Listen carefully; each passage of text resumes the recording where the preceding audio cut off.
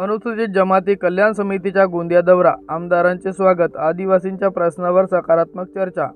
गोंदिया दिनांक 29 ते 31 जुलै। अनुसूचित जमाती कल्याण समितीचे 3 दिवसीय गोंदिया दौरा सुरू असून या दौऱ्याच्या सुरुवातीस आमगाव विधानसभा क्षेत्राचे आमदार संजय पुराम यांनी समितीतील सर्व माननीय आमदारांचे मनपूर्वक स्वागत करत गोंड समाजाचे श्रद्धास्थान कचारगड परिसराच्या विकासावर सविस्तर चर्चा केली।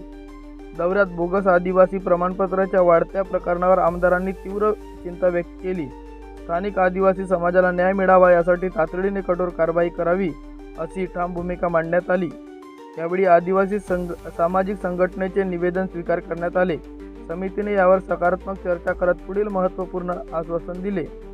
सुप्रीम कोर्टाच्या निर्णयाची अंमलबजावणी। गोंड गोवारी जमाती संदर्भातील सर्वोच्च न्यायालयाच्या निर्णयाची अंमलबजावणी लवकरच होणार असून यासाठी शासन स्तरावर पाठपुरावा केला जाणार आहे।